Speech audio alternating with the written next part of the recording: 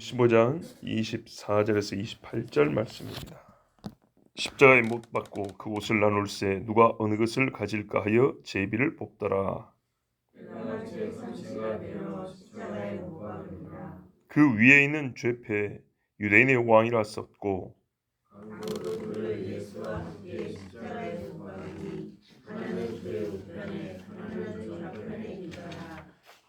예 없지요. 예 제가 읽겠습니다. 그리하여 그가 범죄자들과 더불어 헤아림을 받았다고 말한 성경이 이루어졌더라. 아멘. 이 귀한 말씀을 빼서 되겠습니까? 여러분 맨 밑에 각 주에 어떤 사본에는 28절 불법자와 함께 인정함을 받았다 한 성경이 응하였느니라 이렇게 돼 있죠. 있으면 있어야지 왜 이걸 빼는 겁니까 도대체? 참, 이런 경우를 수도 없이 보는데요. 제가 늘 성경대로 말씀드리지만 이 예언의 말씀에 더한 자는 더한 대로 벌을 받고 뺀 자는 뺀 대로 벌을 받는다 그랬어요. 나는 그 사람들이 무슨 학위를 갖고 있건 얼마큼 유명한 건 상관없이 하나님 말씀대로 분명히 번역 이렇게 한 사람들 하나님 앞에 벌 받습니다. 십자가에 못 박고 그 옷을 나눌세 죄수들의 옷이 뭐가 귀하고 뭐가 좋겠습니까? 그리고 피범벅이 된 옷이 뭐에 쓸데가 있겠습니까? 일종의 재미이죠. 재미. 또 죽은 사람의 옷은 세상 말로도 그거 참 재수 없을까 하여 범죄자들의 옷 아닙니까? 사형수가 입었던 옷이라고요. 귀부인이 입었던 옷도 이게 참 입어야 되냐 말아야 되냐 그런 경우가 있는데 사형수들이 입은 옷을 뭐 좋다고 그것을 가지려고 하겠습니까? 간혹 그 중에 쓸만한 옷이 있었겠죠. 간혹. 그런데 예수님의 옷을 제비 뽑았다는 건 이해가 되십니까? 온몸에 피가 철철 흘러넘치는 이게 말라 있으면 떼면 말이죠. 껍데기 살점이 그 옷에 붙어 있을 겁니다. 그런데 그 옷이 어디 쓸 데가 있다고 그거를 제비까지 뽑아서 서로 가지겠다는 거. 이야, 기본적으로 이 사람들은 요즘 말로 인간이 아니죠. 이게 죽어가는 사람 앞에서 할 짓입니까? 여러분, 못이 바늘 같은 못이나 우리가 여기 벽에 맞는 못 정도가 아니라고요. 이거 요만큼 잘랐다고 생각을 해보세요. 이거보다 더 두꺼워요. 더 굵어요. 우리 손가락만큼이나 굵은 못이 이만한 것이 이 박힌다고 생각해보세요. 살이 뚫리는 게 아니고 으깨지는 겁니다. 쩍쩍쩍 으깨져 들어가는 겁니다. 살을 으깨서. 그 뼈를 뚫을 때요. 뼈가 깨지는 소리가 나지 않겠습니까? 얼마나 고통스럽고 이게 이 일을 하고 사람들이 제비를 뽑을 것이 아니라 자기들도 정신이 혼미해질 정도가 돼가지고 그걸 못 견뎌서 술이나 마신다면 이해가 돼요. 그런데 그 앞에서 사람을 못에 박아놓고 그 죽어가는 사람의 옷, 신발 이런 거를 제비 뽑아서 하하하 웃으면서 네가 가졌네 내가 가졌네 이런 짓을 하고 있어요. 이야, 사람 몸에 뼈가 깨지면서 구멍이 나는 것을 한번 상상을 해보십시오. 망치질하다 잘못해가지고 손을 때리잖아요. 뼈가 여기서 바삭바삭해져 버립니다. 이거 붙으려면 시간이 얼마나 많이 걸리는지 모릅니다. 손이 이렇게 탱탱 붙죠. 그러면 생각을 해보세요. 못이 예수님에게 속에 들어가면 자 저번에도 잠깐 묘사해드렸죠. 두드러 맞으면 얼굴이 이렇게 붓는다고. 못에게 뚫고 들어가면 피는 흘러내리지만 이쪽에 부을까요 안 부을까요? 붓죠. 몸이 이 독한 것에 반응하는 게 붓는 겁니다. 그러면 분명히 예수님의 시신은 이 뚫린 데는 말이죠. 피는 났지만 그 주변이 복숭아뼈 옆에도 이렇게 탱탱 부어 있었을 것이고 손목도 이만큼 부어 있었을 겁니다. 얼마나 또 아플까요? 부으면서 살이 못을 미는데 이게 빠집니까? 참혹한 십자가라는 말을 절대로 시적으로 읽으면 안 됩니다. 그 참혹한 십자가. 오죽했으면 로마의 교양인들은 십자라는 단어 자체를 꺼내지 않는다 했어요. 이거는 배운 사람이 쓸 단어가 아니라는 거예요. 예? 그 정도로 무지막지한 게 십자가입니다. 근데 그 앞에다 사람을 박아놓은 다음에 그 앞에서 제비 뽑고 웃고 떠들고, 방금 십자가에 못 박혔기 때문에 예수님의 입에서 얼마나 고통스러운 소리가 터져 나오겠습니까? 주변에 있는 마리아와 제자 요한과 갈릴리에서 온 여인들이 진짜 가슴이 찢어지듯이 울부짖고 있는데 그 앞에서 한편에서는 옷을 제비 뽑고 있다. 이게 세상 사람들이 하는 짓입니다. 교회가 망가지고 불이 붙고 믿음의 사람들이 죽임을 당할 때 마귀의 웃음소리를 쩌렁짱이에 올리는 사람들이 마귀의 사람들입니다. 이 사람들이 말이죠, 평상시 받는 월급 외에 수입을 좀 얻어보겠다고 한 짓거리입니다. 군인들의 월급이 그렇게 많지 않아요. 그래서 세리안도 뭐라 했어요? 너희가 받는 요를 족한 줄 알고 남의 것을 뺏지 말라 그랬죠. 이게 바로 소위 수입 창출하는 자기들의 부업입니다. 죄인들의 것을 뺏는 것. 근데 어차피 사형수이기 때문에 이거는 그냥 놓고 가야 되지 않겠습니까? 근데 그거를 뺏었다고 하는데 이 부분은 정말 이해하기 어려울 정도로 악이 보이는 겁니다. 우리가 경제적으로 좀 곤란해서 어차피 죽을 사람 거 조금 얻어가자 이 정도가 아닙니다. 왜?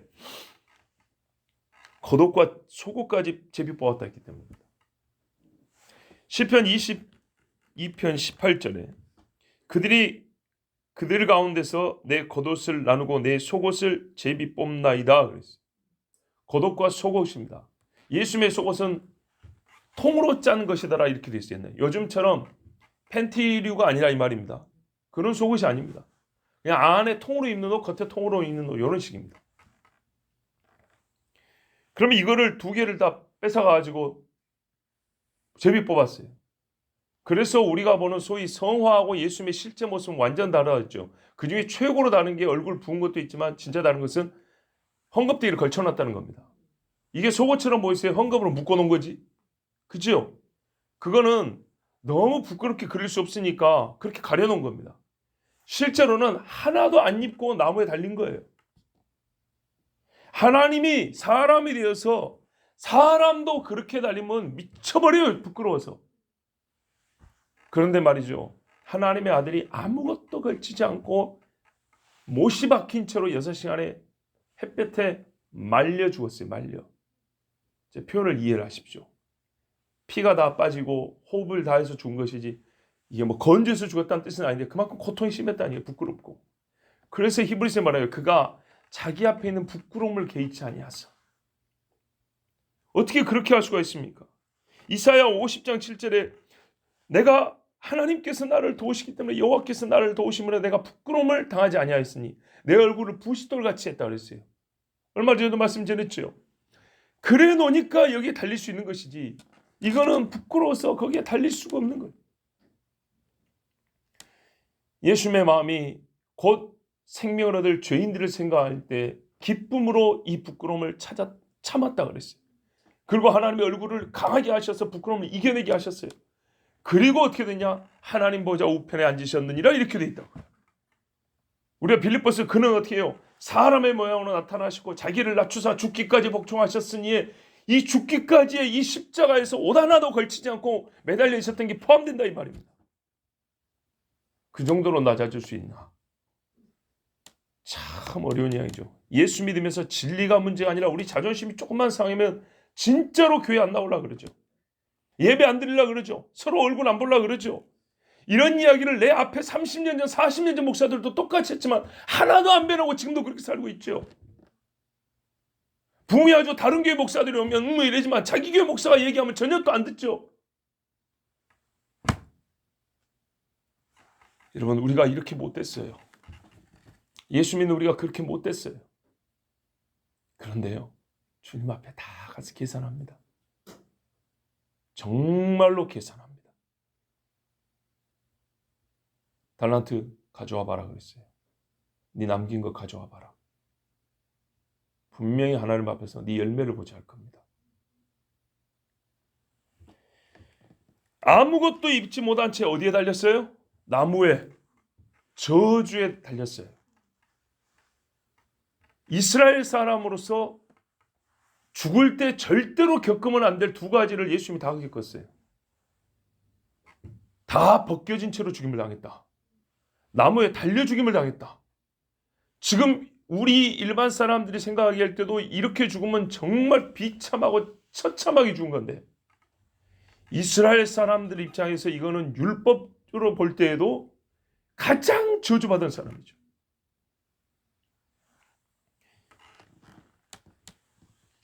이렇게 예수님은 수치를 견뎌내면서 우리 죄를 지고 죽으셨습니다. 때가 제3시가 되어 십자에 못 박으니라. 예수님께서 십자에 못 박힌 시각은 오전 9시쯤입니다. 6을 보태면 됩니다. 그리고 제9시쯤에 돌아가셨다 했습니다. 저녁 제사 드릴 쯤이다 그랬습니다. 그러면 3시간 보태면 몇 시죠? 오후 3시죠. 그래서 오후 3시쯤 되면 저녁 제사가 시작되고 준비가 되기 때문에 6시 되면 하루가 바뀐단 말이에요. 그래서 저녁 제사 드릴 때쯤에 막 날이 아니다. 그 전부터 날은 어두워졌고 휘장이 찢어지면서 성전에서 일하는 제사장들이니까 깜짝 놀란 거죠. 깜짝이 아니죠. 이거는 기겁을 하고 자빠지는 거죠. 왜? 휘장이란 것이 가죽으로 돼 있어가지고 성전 휘장은 성막 휘장과 달라요. 말이 양쪽에서 밑단을 잡아 끌어도 안 찢어질 정도라 했어요. 근데 이게 위에서 찢어졌다 그랬어요. 얼마나 대단한 겁니까? 하나님이 찢어버린 겁니다. 자, 6시간 정도 예수님이 고통을 당하셨는데 그 위에는 죄패. 자, 마가복음 특징 뭐라고요? 어떤 해석이나 감정 노출을 잘 하지 않아요. 누구의 감정도 잘 기록이 좋지 않아요. 그냥 있는 사건을 그대로 기록해내요. 짧고 단순하고 한편 담백하게. 그래서 우리 스스로가 내가 하나님의 사람이라면 이 짧은 기록, 길지 않기 때문에 우리가 짧은 기록에서 내가 많이 느끼면 느낄수록, 많이 감동을 받을수록 내가 하나님의 말씀에 민감한 영성을 갖고 있구나. 주의 말씀을 진실로 받아들이는 사람이 이거를 자기 스스로 확인하기에 딱 좋은 복음서라고 했어요. 짧기 때문에. 죄패에 유대인의 왕이라 썼다 그랬어요. 십자에 못 박힐 것이 결정될 때 빌라도가 명령을 합니다. 뭐라고 써라. 아니면 집행인들이 물어봤겠죠. 총독각하, 죄패에 뭐라고 쓸까요? 즉, 이 사람이 달려 죽은 이유입니다. 죄명입니다. 죄명. 누구는 사형, 당신의 죄는 형법 몇 조에서 살인, 강간, 강도 이렇게 나오는 것처럼 왜 죽임을 당했냐? 그것도 십자가형의 죽임을 당한 이유가 뭐냐 이 말입니다. 유대인의 왕이라고 썼답니다.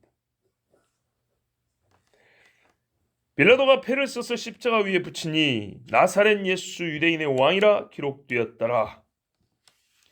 예수께서 못 박히신 곳이 성에서 가까운 거로 많은 유대인이 이 패를 읽는데 히브리와 로마와 헬라말로 기록되었더라. 요한복음 19장 19절 20절입니다.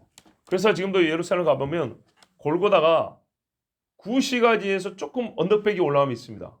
가깝습니다. 저 멀리 있는 게 아닙니다. 그러나 히브리서 말하세요. 영문 밖이라 그랬어요. 영문, 성문 밖이라 이 말입니다. 그래서 우리도 영문 밖으로 나가자. 영문 밖에 이렇게 복음서도 기억나시죠? 바로 그 말입니다. 뜻을 알아야 됩니다. 예루살렘 성이 있고 성벽에 문이 한 12개가 있다 그랬죠. 문 밖입니다. 가깝긴 하나 문 밖입니다. 예루살렘에 가까웠기 보세요. 곳이 성에서 가까운 거로 성 안은 아니라 이 말입니다. 그래서 영문 밖으로 나갔습니다. 그러나 가깝기 때문에 6월절 지킨다고 왔다 갔다 하는 사람들은 많이 봤다는 얘기죠. 그러면서 패를 읽더라. 그러면 어떻게 썼다는 얘기죠? 국지국지하게 크게 썼다는 얘기죠. 그렇죠. 가까이 가서 이렇게 봐야 보일 정도가 아니라는 얘기죠. 조금 거리를 두고 이리 가면서도 읽을 수 있을 정도로 크게 썼다 이 말입니다. 세 나라말로 썼지만 크게 썼다는 얘기는 십자의 사이즈가 우리 생각보다 크다는 얘기죠. 그죠? 사람 하나 달려놓는데 달리려 하면 3m만 돼도 충분히 달 수 있지만 지나가는 사람이 보고 읽을 정도면 더 높이 달았다는 얘기고 크다는 얘기입니다. 그러면 그 굵은 것은 땅에 박아놓고 가로대, 십자가의 가로, 이 가로 부분을 지고 왔다 이런 말 들어보셨죠? 십자 전체를 들고 가는 게 아니고 세로대는 땅에 박아놓고 아니면 거기다 놓고 가로대를 지고 올라오는 거예요. 여러분 군대에서 작업해 보면 아는데 이거 짊어지고 산에 올라간다는 것은 죽을 일입니다. 무지무지하게 어려운 이야기입니다. 일반 사람들 혼자서 못 주고 합니다. 예, 우리 저희 최동준 집사님이 산에 일을 해봤답니다. 나무를 4명이서 들고 갔는데 정말 죽을 힘을 다해서 들고 갔다 그랬습니다. 혼자서 절대 못 들고 갑니다. 이렇게 큰 거를. 그러니 구레네 시몬도 고생이 이만저만 아니었겠죠. 억지로인지는 쉽지 하지만 억지로 졌다 해서 고생이 없는 건 아니에요. 예. 자, 예수님이 달린 십자가 상당히 크다는 얘기고 여기에 히브리와 헬라와 로마 말인데 히브리는 신앙 언어라고 볼 수 있고 특징을 말하면 하나님이 주신 진리 언어고 헬라는 보편 세속어입니다. 요즘 영어처럼. 로마 사회지만은 헬라 문화권입니다. 전체를 말할 때는. 헬라 정신입니다. 그 다음에요. 로마는 세상 제1의 법률어입니다. 그죠? 지금도 헬라법이라는 말은 안 써도 로마법이라 쓰죠.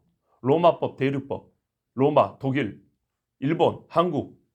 우리 법의 뿌리도 보면 우리 한국의 근대 현대 법의 뿌리를 보면 독일로 가고 독일, 로마 이쪽으로 갑니다. 자, 봐보세요. 전 세계 사람의 신앙과 정신과 삶을 규정하는 언어 3가지가 예수님이 누군지 기록해 놓았습니다. 즉 세상 모든 사람에게 알리는 의미입니다. 이가 누구냐? 너희가 누구를 십자가에 달았냐? 예수, 유대인의 왕. 그런데요, 놀라운 게 이 부분입니다. 나사렛 예수. 나사렛 예수. 좀 이따 이 부분이 가장 중요하기 때문에 끝에 가서 다시 말씀드리겠습니다. 자, 이 죄패는 예수님이 전혀 무죄한 분으로 죽임을 당했다는 것을 알려주는 패이기도 합니다. 아니, 죄를 써놨는데 왜 무죄하다는 걸 알려주죠? 유대인의 왕이라고 썼기 때문입니다. 재판장인 빌라도가 분명 재판 과정 중에 이렇게 말을 했습니다. 나는 예수에게서 아무 잘못도 찾지 못했다. 죽일 죄는 고사하고 아무 죄도 찾지 못했다 그랬어요. 고발하는 내용은 여러 가지라 그랬습니다. 여러분 누가복음 23장 14절에 내가 너희 앞에서 신문하시되 너희가 보는 데서 했다 이 말이죠. 그런데도 너희가 고발하는 일에 대하여 이 사람에서 죄를 찾지 못하였다. 너희가 고발하는 모든 내용에 하나도 해당되는 죄가 없더라. 누가복음 23장 22절에도 나는 그에게서 죽일 죄를 찾지 못하였다 그랬어요. 근데 기록이 말하면 이때가 벌써 3번째라 이렇게 말했어요. 빌라도가 3번 이렇게 말했어요. 죄가 없다고. 요한복음 18장 38절에도 나는 그에게서 아무 죄도 찾지 못하였노라. 그런데 죄는 뭐라고 썼다고요? 유대인의 왕이라고 썼다고요. 이렇게 죄가 없다고 했는데 왜 예수님을 십자가에 못 박게 됐죠? 대제사장들과 서기관들과 장로들과 이랬지만 뒤에 가면 이들을 싹 모아서 대제사장들 이렇게 말합니다. 대제사장들이 예수 못 박힘에 결정적 역할을 한 사람들입니다. 누구보다도 메시아를 기다리고 메시아를 가리켜 보여야 할 사람들이 그 사람들 아닙니까? 왜? 자기들이 메시아의 예표적인 사역을 하고 있었기 때문에. 근데 이 사람들이 예수 죽인데 결정적 역할을 합니다. 자, 유대인의 대제사장들이 예수님을 죽이고 싶어서 끝내 무리를 선동해 빌라도를 압박했습니다. 그리고 빌라도가 할 수 없이 예수님을 죽이게 내주었죠. 그러나 할 수 없지만 그건 자기 생각이고 빌라도는 그 할 수 없음을 이길 수 있었습니다. 이 땅의 손해만 감수한다면. 그런데 이 땅의 손해를 감수하고 싶지 않아서 그는 예수를 내주었습니다. 무슨 말입니까? 예수에게 호감이 있긴 했지만 이 땅의 손해를 감수할 정도로 믿는 마음은 아니었다 이 말입니다. 우리가 하나님께 예배를 드리면서 어떠한 이유를 내면 나는 그 이유 때문에 예수님께 나가지 않고 하나님을 예배하지 않겠다. 바로 그 이유 때문만큼이 내 마음입니다. 맞지요? 딱 거기까지가 납니다. 가끔 살다 보면 누구는 내 마음을 알 거야. 누구는 나를 알고 당신들은 날 잘 모르는데 그러면서 자기가 뭐나 된 것처럼 얘기하는 청년들도 많습니다. 20살 간 넘은 애들이 한다는 소리가 가만 들어오면 굉장히 세상 오래 산 것처럼 지그들끼리 어른 흉내를 내요. 그러면서 내가 그런 사람이 아닌 줄 알 거라고. 근데 가만 보면 딱 그 말은 거기까지밖에 아닌데 자기를 이만큼 부풀립니다. 그리고 너희들은 나의 진심을 모르처럼 제발 죽기 전에 그 진심 한번 보여줬으면 좋겠어요. 그런데요, 그러지 못하고 소위 뭐라 그래요? 일본말로 훅가시라 그러죠. 이렇게 겉만 만들어서 사는 젊은이들이 상당히 많아요.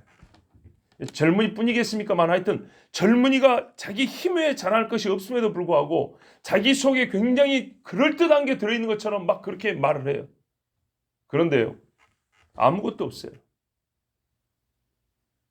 소위 세상에서 아르바이트 몇 번 해보면서 당한 그 약간의 좀 억울함, 약간의 고생, 땀 몇 방울 흘려본 거, 그 정도 가지고 자기 속에 그걸로 빚어진 진주나 들어있는 것처럼 그렇게 표현하는 경우가 있어요. 이 유대인의 대제사장들이 빌라도에게 뭐라고 했냐면 자칭을 넣어주십시오 그랬어요. 근데 빌라도가 말을 안 들었어요. 왜요? 시기로 넘겨준 줄 알기 때문에. 너희 말이 혹 맞더라도 안 넣어준다는 거예요. 어쨌든 간에 빌라도가 이 정도로 예수님께 호감을 보였으나 나는 그가 예수님을 믿었던 게 아니고 예수님에게서 말하자면 지금까지 만난 어떤 유대인보다 더 유대인다움을 보았기 때문에 그것에 감동한 정도. 그러나 그 감동한 정도에 하나님의 손이 들어가니까 그는 자기 수준에서는 꺼낼 수 없는 말을 하게 된 거예요. 무죄하다. 나사렛 예수 유대인의 왕. 이렇게 쓸 수 있었어요. 요한복음 19장 19절 22절에 앞에는 아까 잠깐 읽었고요. 뒷부분에 보면 유대인의 대제사장들이 빌라도에게 이르되 유대인의 왕이라 쓰지 말고 자칭 유대인의 왕이라 쓰라. 이렇게 말을 했어요. 그런데 빌라도가 대답하되 내가 쓸 것을 썼다 하니라. 대제사장들이 좋게 말한 게 아니라 좀 기분이 나빴어요. 왜냐하면 그들이 고발할 때 자칭 그리스도라고 이렇게 자칭을 썼거든요. 근데 빌라도가 이거를 무시해버렸어요. 이 사실이 아주 중요합니다. 예수님의 십자가 처형의 이유가 즉 예수 자신에게 있지 않음을 공표한 것이기 때문입니다. 자, 생각해 보십시다. 죄패, 십자가 위에 붙인 것은 죄패입니다. 이 나무에 달린 사람이 왜 여기에 달렸는지를 만천하에 알리는 곳에다가 쓴 말이 유대인의 왕인데 자칭이 빠졌습니다.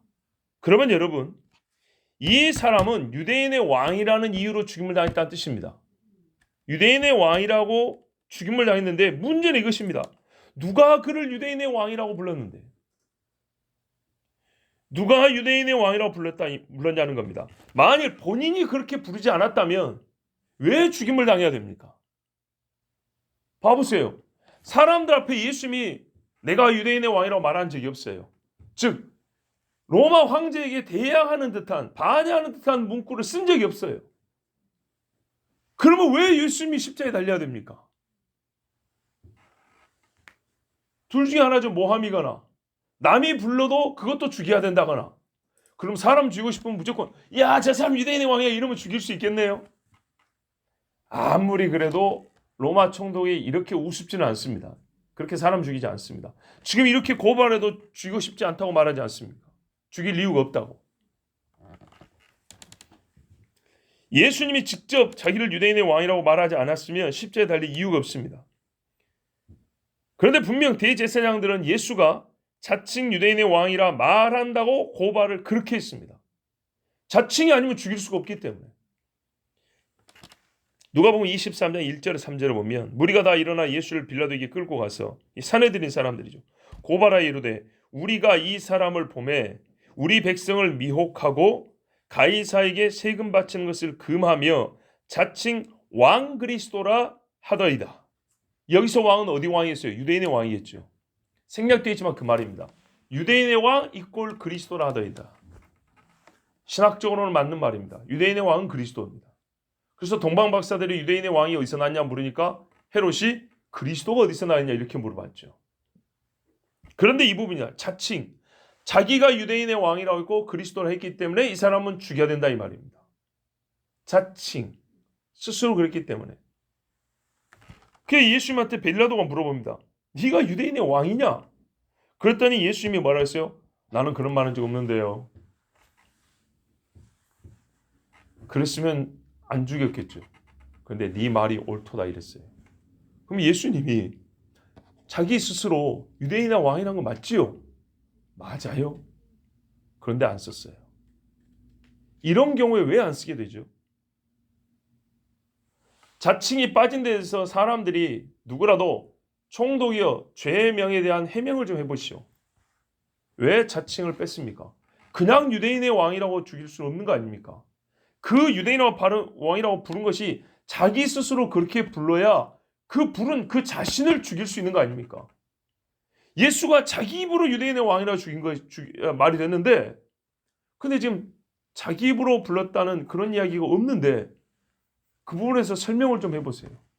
그럼 빌라도가 이거를 해명해야 할 책임이 있습니다. 죄명에 대해서 해명을 해야 된다고요. 죄명을 정확하게 적어야죠. 빌라도는 분명히 예수님한테 확인을 했습니다. 그랬더니 예수님이 내가 그라고 분명히 얘기했습니다.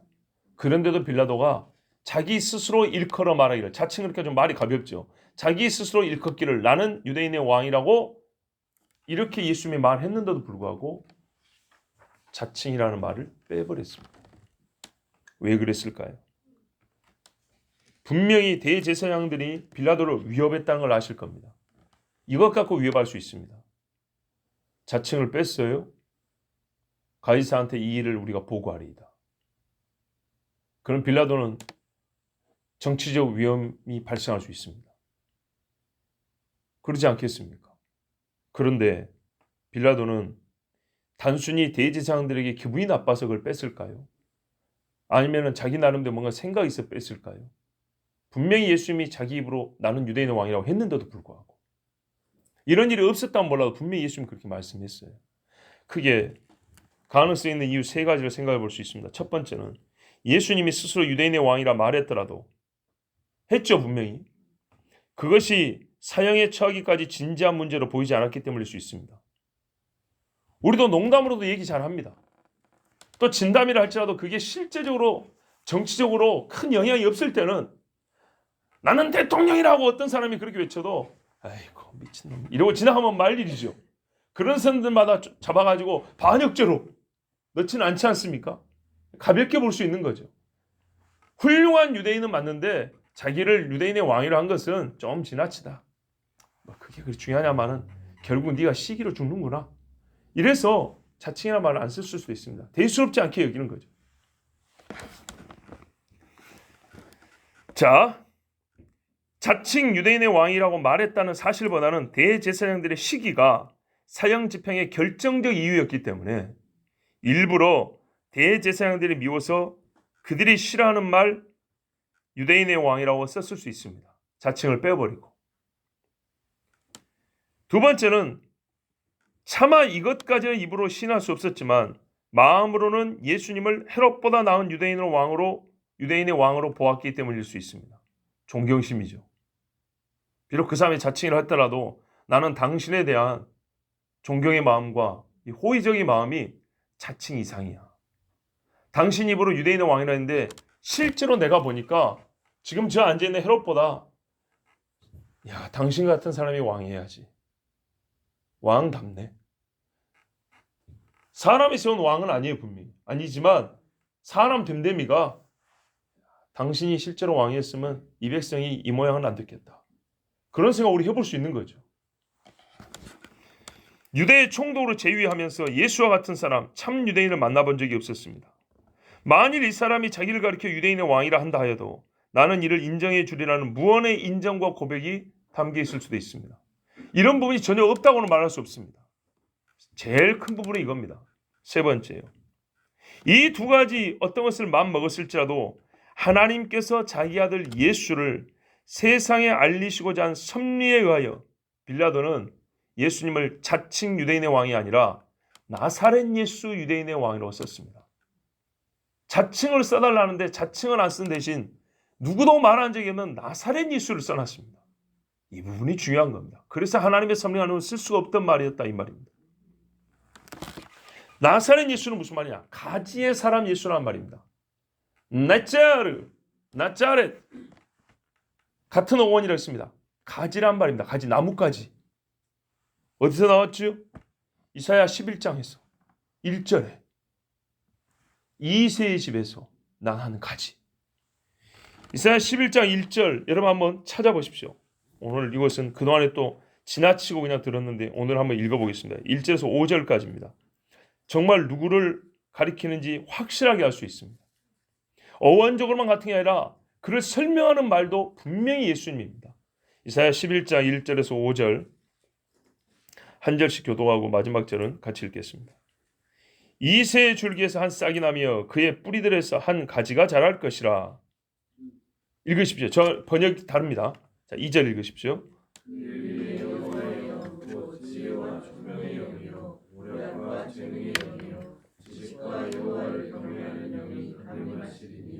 주를 두려워하는 가운데 그를 속히 명철케 하리니 그는 자기 눈으로 보는 대로 판단하지 아니하고 귀로 듣는 대로 책망하지도 아니하나.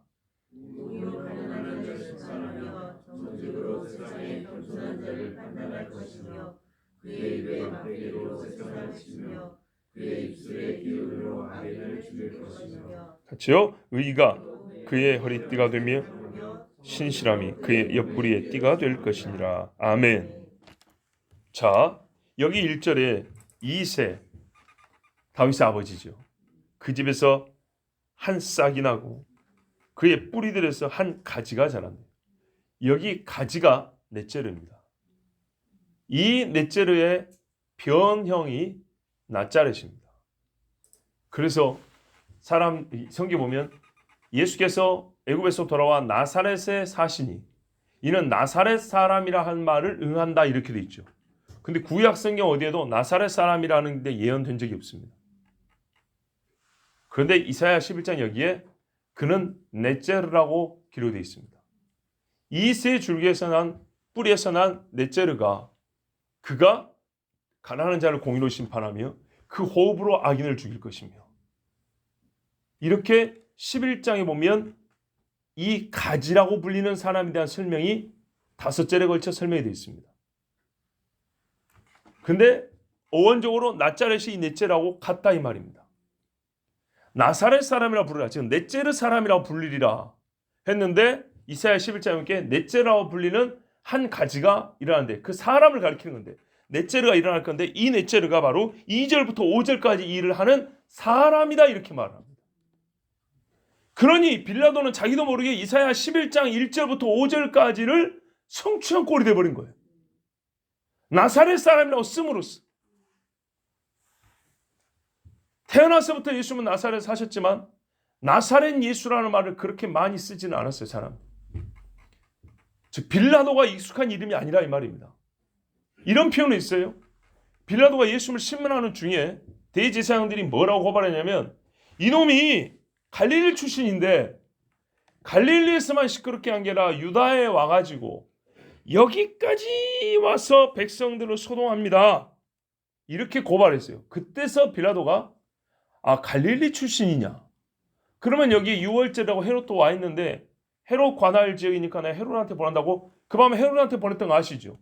헤롯한테 갔더니 헤롯은 갈릴리 살면서도 예수님을 못 봐가지고 무슨 기적이나 좀 행하는 거 보자 했더만 예수님이 아무것도 안 하니까 비웃고 때리고 밤새도 맞았으니 얼마나 부었겠어요. 다시 쫓아보냈어요. 그래서 빌라도에게 또 왔어요. 할 수 없이 빌라도가 재판하는데 자, 뭘 들었다고요? 갈릴리 사람이라는 소리까지 들었어요. 그렇다면 혹 누가 나사렛 출신이란 말을 했더라도 이 말을 그 밤에 몇 번이나 자주 들었겠습니까? 그렇지요. 한두 번 들은 겁니다.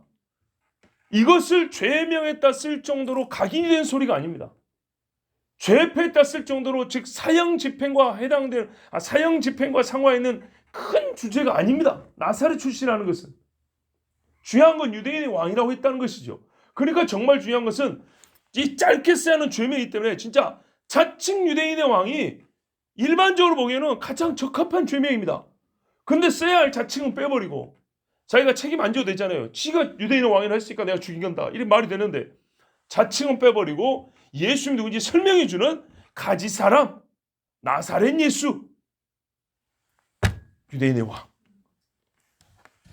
빌라도가 뭘 알고 썼겠습니까? 하나님의 섭리입니다. 예수님은 자기 입으로 유대인의 왕이라고 했지만 이는 이미 만천하에 하나님께서 인정하여 부르게 하신 이름이기 때문에 예수님이 자기 입으로 말했더라도 이것은 자기 스스로만 부른 이름이 아니요, 누구라도 예수님을 유대인의 왕이라고 불러야 되는 객관적이고 보편적인 칭호예요. 특별히 그 칭호를 받아야 될 이 사람은 누구냐면 성경에 예언된 대로 가지 사람이라고 불린 나사렛 예수다. 이것을 빌라도가 뭘 알았겠습니까?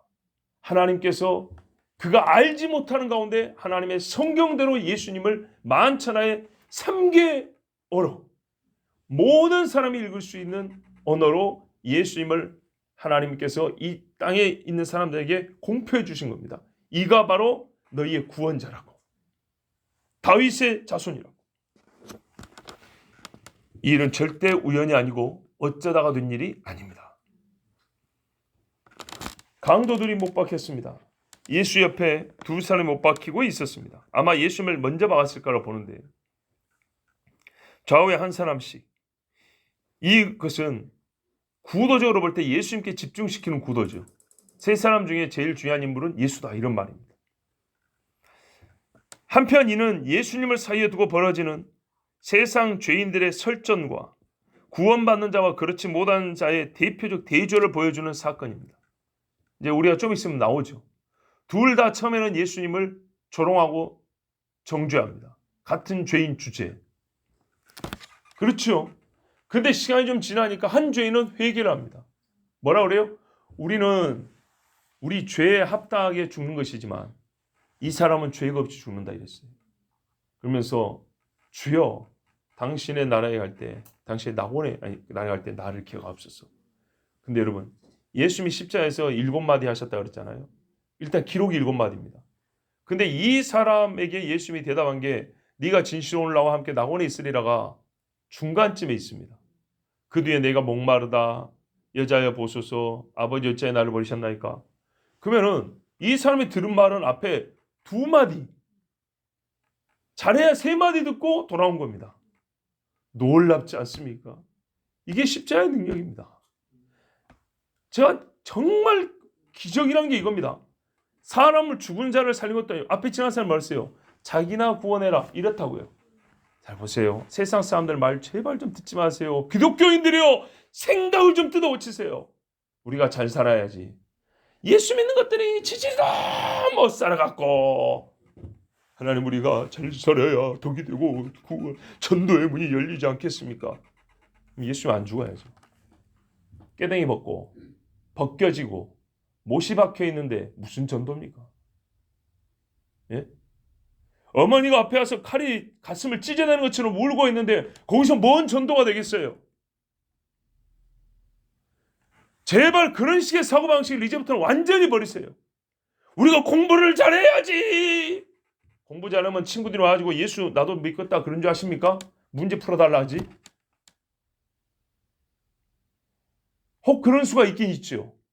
제가 예수 믿고 공부를 잘했다 하면서 교회 따라다녀. 거꾸로도 있어요. 거꾸로도 있다고요. 제가 공부를 못하는데 함씨가 겁나게 착하다. 인생을 살아보니까 저런 애들을 친구로 사귀어야 된다. 이런 경우는 어떻게 설명하실래요? 그럼 이렇게 기도해야죠. 하나님, 제가 겁나게 착해야 되겠습니다. 왜냐하면 내 못된 성격 때문에 전도의 문이 막힙니다. 나 성격 좀 착하게 해주세요. 이렇게도 기도해야지. 병이 나아야만 전도가 됩니까? 침상에서 죽어가면서 오늘 내일 니하고 나하고 똑같이 오늘 내일 하지만은 나는 내일 죽긴 죽는데 주여 하며 기도하는 모습 보고 같이 죽어요. 그런데도 그 죽음을 보고 저 사람이 예수를 믿는 사람이었구나. 그러면서 죽는 모습을 보고도 전도되는 경우도 있어요. 도대체 왜 예수님을 하나님 말해서 전도에 미련한 것이라고 그랬는데 예수님의 전생애가 하나님이 어떻게 복음을 전하는지를 가르쳐주는 방법인데 실제인데 그게 왜 우리가 그 중에서 몇 가지를 골라서 전도의 문이 열리니 닫히니 그럽니까? 그 중에 몇 가지가 전도가 되는 방법이고 몇 가지가 전도가 안 되는 방법이라고 그럽니까? 삶의 형태가 어쨌든 간에 하나님의 영광을 위해 사는 진실한 마음 가운데 잘 살든 못 살든, 아니 부자든 가난하든 마음씨가 좀 착하든 좀 덜 착하든 하나님께서는 분명히 전도의 문을 열어주고 우리를 전도의 도구로 써줍니다. 교회가 핍박을 안 당하고 부유하고 크고 교회가 재산이 많고 소위 사회적으로 복지를 많이 하면 그러면 전도가 됩니까? 그런 교회들 지금 봐보세요. 제발 아무것도 모르는 조그만 교회 목사를 하지 말고 여러분 실제를 보시라고요. 그 큰 교회 수만 명이 다니는 교회에 지금 똑같이 20명. 여러분 성경대로 합시다. 성경대로. 예수님 십자가에 팬티도 안 걸치고 못 박혔어요. 피가 주룩주룩 흘러요. 아파서 죽어요. 근데 그 죽는 모습 보고 로마의 백부장이 어쨌다고요? 이는 진실로 하나님의 아들이었다고 그랬어요. 무엇이 그 백부장 로마 군 장교를 무엇이 마음을 열게 하고 그를 감동케 했습니까?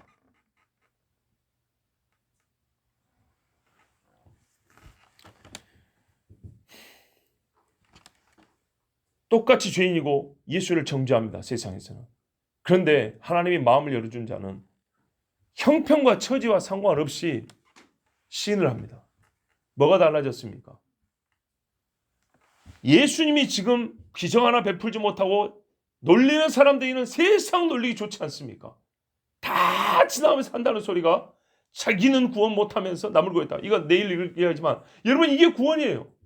예수님이 자기를 버리면서 우리를 구원한 거예요. 나도 구원하고 니도 구원하는 방식은 없었던 거예요. 뭔 말인지 아시겠어요? 내가 버림을 받아야 네가 구원을 받는 거예요. 이게 하나님의 구원의 원칙이었어요. 알지 못한 자들은 지도 구원 못하면서 우리 보고 자기 믿으라고 한다고. 저 예수쟁이들 지기도 살면 개떡까지 살면서 우리 보고 예수 믿으라 한다고. 물론 우리가 잘 살아야겠지만 바르게 살아야겠지만은 여러분 이것은 예수를 믿고 못 믿고의 결정적 사유가 되지 않습니다. 그러니까 우리가 거기에 너무 목매일 필요는 없어요. 우리는 우리 할 일을 다 하지만은 예수 복음이 제대로 증거되면 거기서 구원 얻고 못 얻고의 판가름이 나는 겁니다. 자, 이 두 사람이 얼마 있다가 서로 싸웁니다. 한 사람은 회개합니다. 회개에서 못이 빠졌습니까? 내가 여기서 예수여 나는 죄인이고 당신은 죄 없이 죽고 우리는 우리 죄 때문에 죽습니다. 당신은 와서 나를 기억하옵소서 하니까 우와 네가 회개했구나. 그래서 예수님이 못 빼줬습니까? 아니요. 하나도 안 달라졌어요. 지하 동굴에서 숨어 살다가 얼마나 많은 사람 죽은지 아십니까? 습기가 있어서 햇빛을 못 보니까 갓난 애들도 많이 죽었어요. 옛날 순교자들의 글에 보면 깜깜한 거기 물이 뚝 뜨는 지하 굴에 살다가 애들이 약한 사람이 먼저 죽잖아요. 죽으니까 벽을 긁어낸 거예요. 벽을 긁어내서 요만한 애를 거기다 집어넣고 묘가 또 지하잖아요. 거기다가 물로 흙을 반죽하고 석회처럼 시멘트처럼 발라요. 그리고 굽기 전에 글귀를 새겨요. 얼마나 가슴 아픈가 봐보세요. 나의 사랑하는 딸 누구야. 너는 진실한 그리스도인이었다. 아빠 엄마가 조금 있다가 천국에서 만나자. 이렇게 쓴다고요. 여러분 여기 자식 키우는 부분들 많이 계시죠? 상상을 해보세요. 내일이라고. 누가 이렇게 예수를 믿고 싶겠어요? 누가 햇빛 보고 싶지 않겠어요? 좋은 음식 먹고 싶지 않고 누가 따뜻한 방에서 자고 싶지 않겠어요? 누가 내 새끼를 예수 믿는다고 이 새까만 동굴에서 키우다가 그 흙바닥에 동굴을 파고 그 바닥에다 묻고 싶겠냐고요. 왜 예수를 현실감 없게 믿냐고. 현실감 없게. 성경이 장난입니까?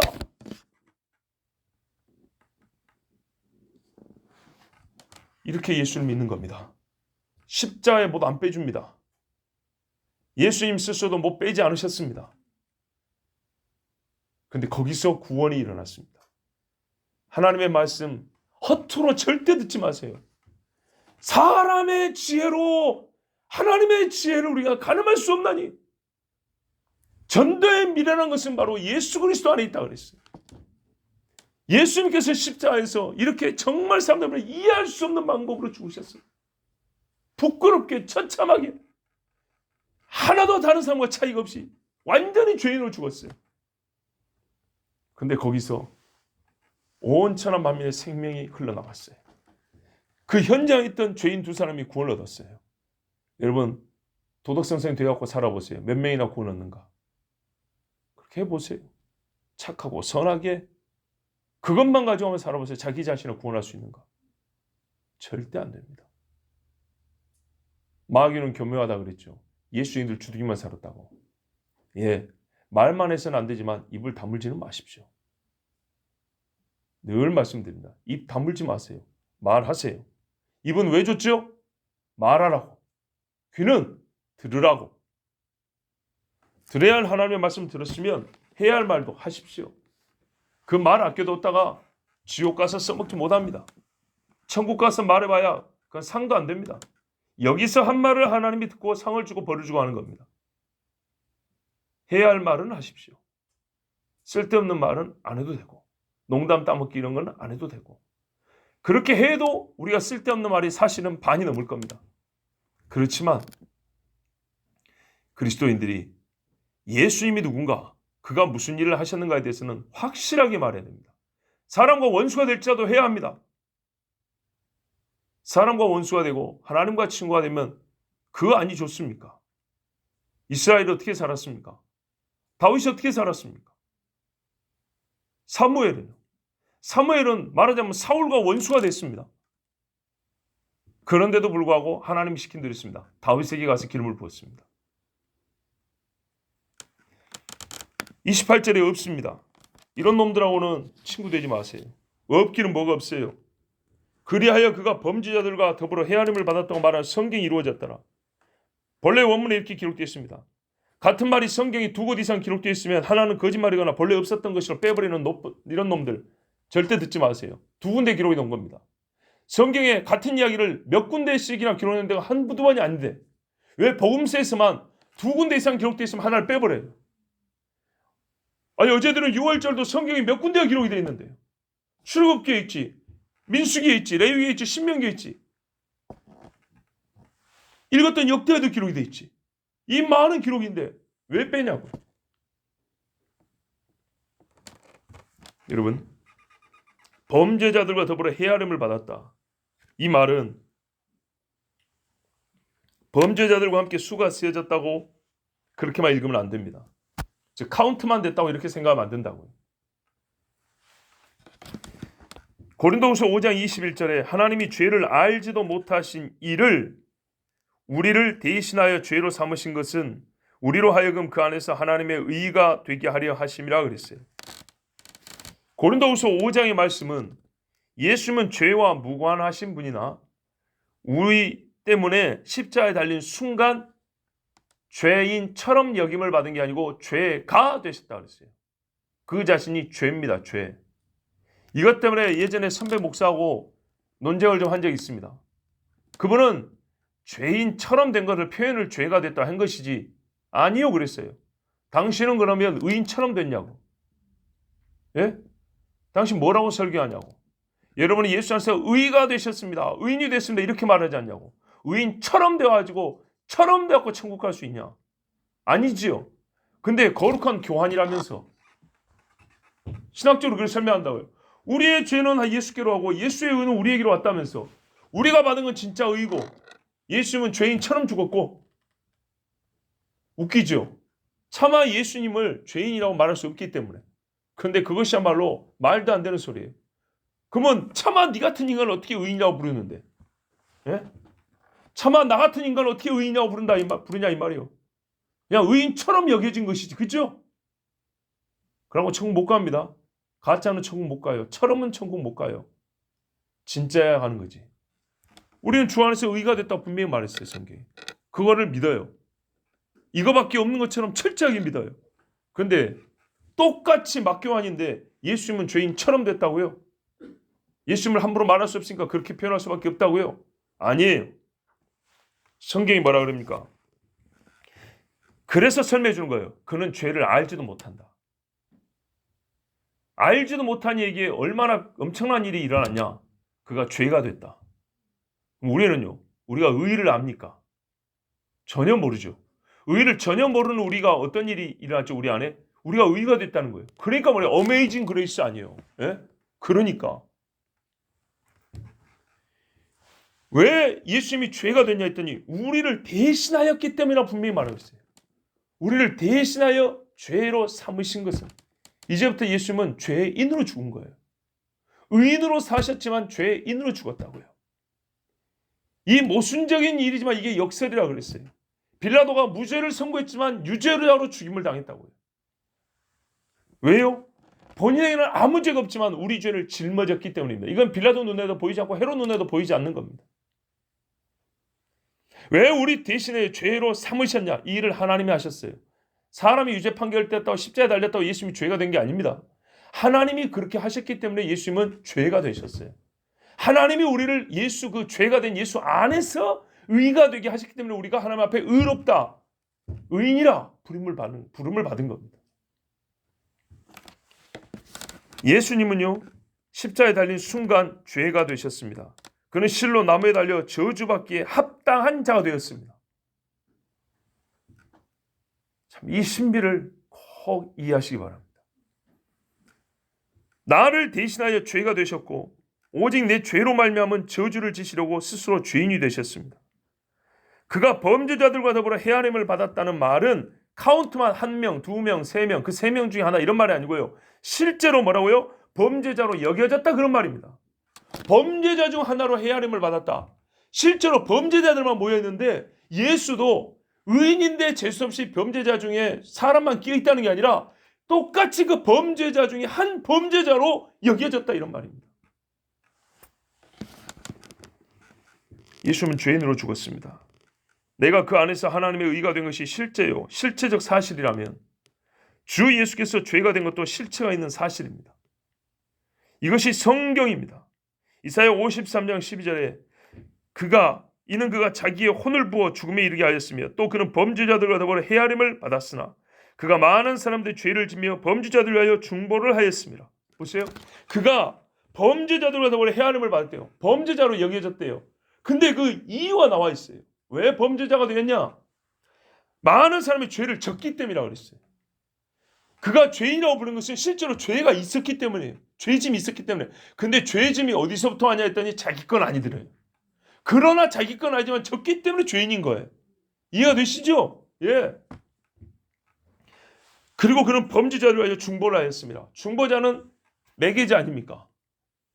예수께서 이렇게 그 범죄자들 죄를 짊어져야 그 범죄자였던 인간과 하나님 사이를 연결할 수 있다. 그래서 그는 그들의 죄를 짊어지고 죄인으로 죽으셨다. 이렇게 성경에 말하고 있습니다.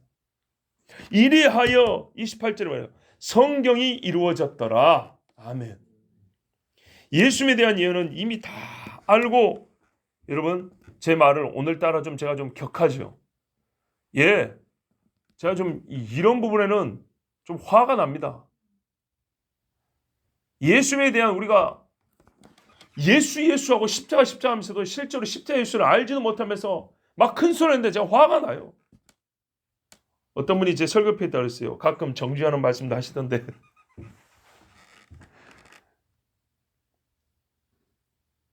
그분이 듣기에는 좀 불편하죠. 그러나 그 또한 내가 책임집니다. 사도들도 선지자들도 저보다 무서운 말 많이 했어요. 거짓말 아니죠? 선지서를 읽어보세요. 사도행전의 사도들이 한 말을 한번 읽어보세요. 얼마나 무서운 이야기가 많은가. 나는 그렇게 무서운 말을 한 적 없습니다. 없거나 아니면 그렇게까지 많이 하지 않았습니다. 전에도 말씀드렸지만 예수님처럼 설교하려면 나도 설교문에 이런 말이 들어있어도 무방합니다. 독사의 새끼들아. 이렇게 해도 됩니다. 예수님처럼 해야 되니까. 나는 여러분한테 독사의 새끼라고 설교한 적은 없습니다. 예수님은 분명히 말하려 우리가 온유 하신 분도 독사의 새끼들이라고 그랬어요. 세례요한, 예수만으로 살았던 세례요한도 말했어요. 도끼가 이미 나무 뿌리에 놓였으니 누가 너희 보고 와서 세례받으라 하더냐. 내가 언제 세례받겠다는 사람, 네 같은 놈이 무슨 세례를 받아, 이런 말 한 적 있습니까? 없지요. 근데 제가 요즘에 왜 혼란스러운지 아십니까? 뭐 때문에 화가 난지 아십니까? 옛날에 진짜 그렇게 설교한 목사들이 있었어요. 예? 세례 받으려고 교회 와서 무슨 직분 좀 받으려면 네 같은 놈이 뭔 세례를 받고 네 같은 놈이 무슨 직분을 받아 하면서 막 사람들 수백 명 보는 수천 명 보는 앞에서 쏘아붙인 목사들이 있었어요. 근데 그 목사들이 코로나 때 찍소리도 못하고 있는 거예요. 네, 그래서 그분들 때문에 굉장히 마음이 혼란스럽습니다. 예? 세족식만 하려고 해도 네 같은 놈들이 뭔 세족식이야, 네가 예수의 사랑을 알아, 이 난리를 해놓고도 코로나 무서워서 전부 다 비대면이래요.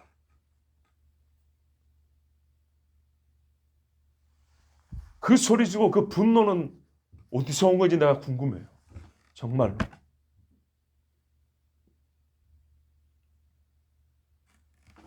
예수님에 대한 예언은 이미 다 알고 채광권 떼듯이 다 떼었다고 생각하십니까? 양심적으로 말하면 우리는 종말은 고사하고 십자가에 달린 예수님에 대한 예언과 그 성취에 대해서도 아직 다 알지 못합니다. 근데 십자가 예수는 다 아는 것처럼 으스대고 종말의 예수는 관심 없고, 이러니 이까지 코로나에 벌벌 떠는 겁니다. 보십시오. 산 증인 여기 있잖아요. 아니 여기도 계시잖아요. 여러분 다 살아 계시네요. 그죠? 다 살아 계시잖아요.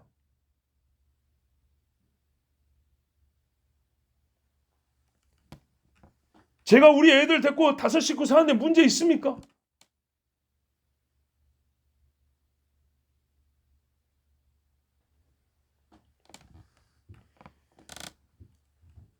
예수를 어떻게 믿으십니까? 예수님이 주님이라면서요. 진짜 예수가 주님이라면서요.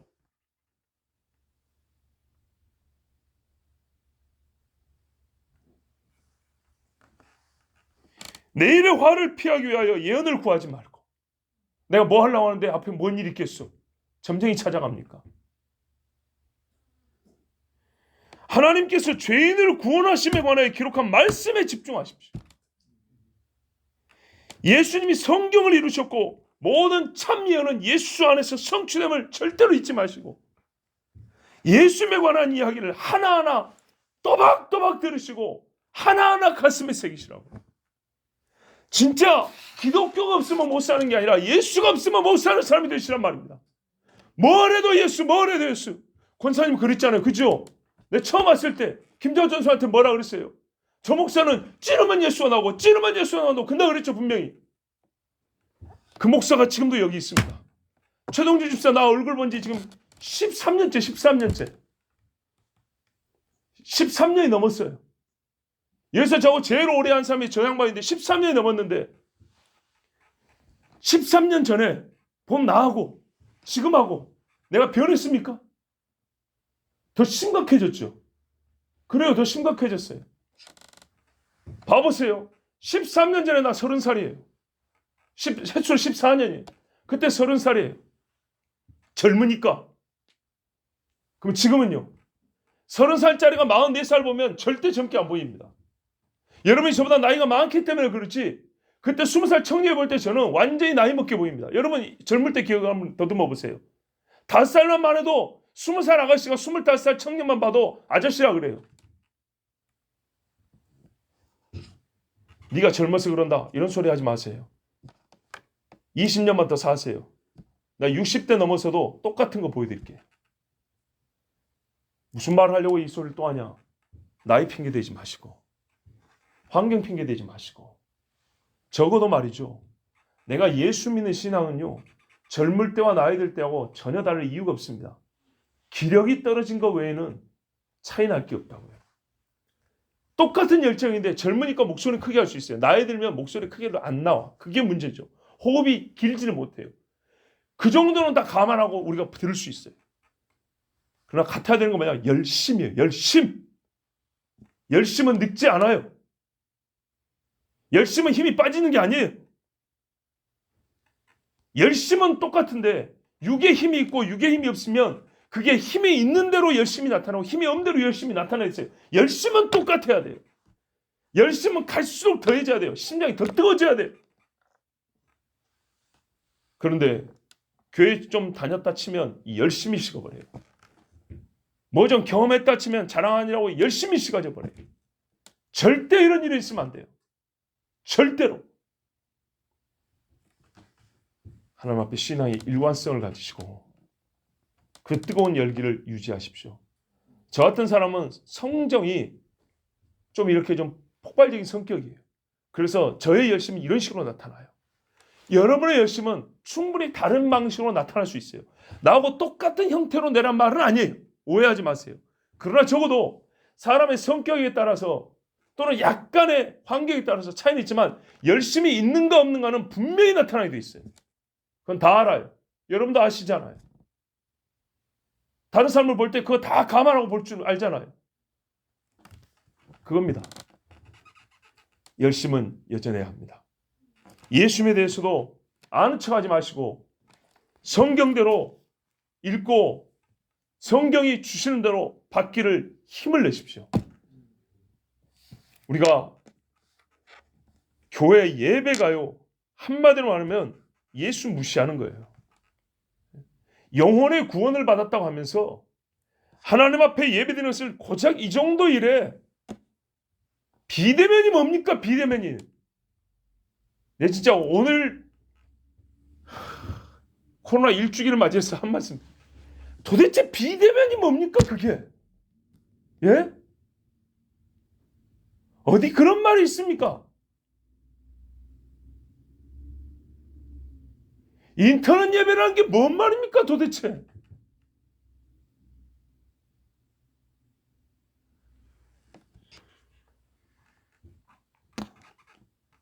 차라리 종교를 바꾸시든지 집에서도 열심히 그럼 예배를 드리시든지 비대면은 뭐고 인터넷 예배는 뭐예요? 도대체 그런 게. 어디 예수를 그따위로 믿습니까?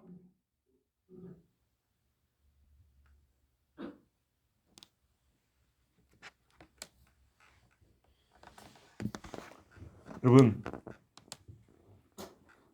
예수님이 우리 때문에 십자가에서 죽었다 그랬어요. 팬티 한 장 안 걸치고 죽었다 그랬어요. 예수님한테 가서 하시죠.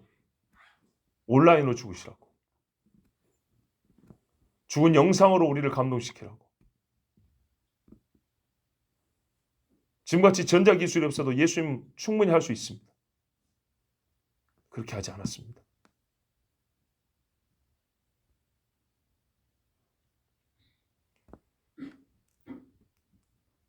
제가 전에 우리 교회 와가지고 얼마 안 됐을 때 이렇게 소리 지르면서 설교를 몇 번 했어요. 그래서 여러분이 겁나게 힘들어하고 참기 어려웠다는 걸 압니다. 속된 말로 안 쫓겨난 게 다행이다는 거 내가 다 압니다. 저는 우리 교회에서 한 달 만에 쫓겨날 각오를 했습니다.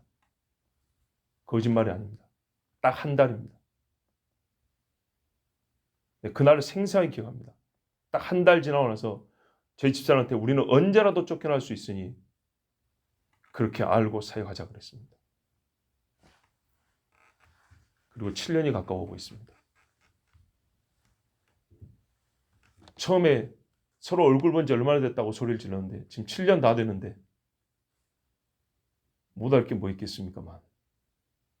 여전히 우리의 마음은 격한 소리를 들으면 마음이 힘들다는 거 다 압니다. 나도 그렇습니다. 근데 여러분, 제가 어느 때 이렇게 큰 소리를 지르고 어느 때 이렇게 참 분에 찬 소리를 하던가요? 나한테 여러분이 대우를 잘 안 해준다고 그러던가요? 나 개인을 섭섭하게 한다고 그러던가요? 예수 믿는 것은 받은 증거 많다고 분명히 찬송가 글에 되어 있습니다. 우리 그렇게 부릅니다. 세상이 진짜 무섭습니까? 그렇게 어렵습니까? 그렇지 않습니다. 우리가 하나님 앞에 나와 예배하는 것과 세상에 시끄럽게 떠드는 소리, 여러분 가려서 할 줄 알아야 됩니다. 가려서 듣고 지나치게 겁내지 마시고 우리 할 거는 하는 겁니다. 제 말씀은 그래서 지금 예배하지 않냐? 아니요. 예배당에 앉아있는 거 말고 뒤에서 하는 소리를 얘기하는 겁니다. 바람이 지나가는 소리는 다 들려줍니다. 너희가 골방에 산 것을 내는 지붕에서 하나님이 불어버린다 했습니다. 다 돌고 돌게 돼 있습니다. 말은 누가 안전해져도 다 보이고 다 들립니다. 그것이 과연 하나님이 듣고 천사가 그 소리를 하나님께 가져다 올라갈 때 그럼 모임에 관하여 예배에 관하여 주를 섬김에 관하여 내 입에서 뭐라고 말하는지 우리가 주의 말씀을 따라 예배하는지 세상 사람들의 말을 따라서 하는지 지금은 그 어느 때보다 이것을 확실하게 결정합니다. 누가 하나님이냐. 처음부터 끝까지 이게 제일 중요합니다. 기도하겠습니다. 하나님 아버지, 오늘도 이 새벽을 깨워서 주님 앞에 나온 자들이 뭘 잘못하고 책망들을 말할 일이 어디 있겠습니까마는 이 세대를 보고 이 세대에 속한 똑같은 이 세대인으로서 우리가 하나님의 말씀을 잘 알지 못하면서 또한 아버지를 섬기는 것이 빌라도가 예수님에 관해 쓴 말 정도도 되지 못하면서 고상한 신앙인인 것처럼 정말 예수님에 관한 이야기는 다 떼어서 더 이상 들을 것이 없는 것처럼 그렇게 사는 경우가 있고 그러면서도 세상 사람들 말에 죽음이 무서워 작은 질병이 무서워 하나님 앞에 나오기를 심히 두려워하면서 주님 앞에 나와 예배하는 것을 어려워하는 수많은 사람들을 봅니다. 지하에서 그 습한 곳에 햇빛도 못 보고 살다가 어린아이를 땅에 묻은 부모들이 셀 수 없이 많건만 우리가 이 땅에 살면서 정말 내 육신의 욕심을 이루기 위해서 이것을 이루고 이것이 되어야 전도의 문이 열리고 하나님 영광이 되지 않겠습니까? 자기 욕심을 위해서 이런 괴팍하고 이상한 신학도 만들어내고 주님 그러니 어디 예배가 제일이요 하나님을 찾는 것이 제일이요 예수님 앞에 무릎 꿇는 것이 제일이라고 우리 마음속 깊은 곳에서 그렇게 양심적으로 고백한 사람이 몇 명이나 되겠습니까? 주님 오실 날이 멀지 않았습니다. 주여 너에게도 자식 있고 나에게도 자식 있고 너도 버리고 싶지 않은 재산이 있고 나도 아끼는 재산이 있고 너에게도 이름 있고 나에게도 이름 있고 다 우리가 아끼는 것들이 있습니다. 그러나 언젠가는 주께서 이것들을 다 버리고 포기할 날이 올 것인데 이것 또한 미리 준비할 수 있도록 오늘 우리가 기도하게 하옵시고 우리의 믿음이 어디에 있는가를 늘 확인할 수 있는 지혜가 있게 하여 주시옵소서. 예수 그리스도 이름으로 기도하옵나이다. 아멘.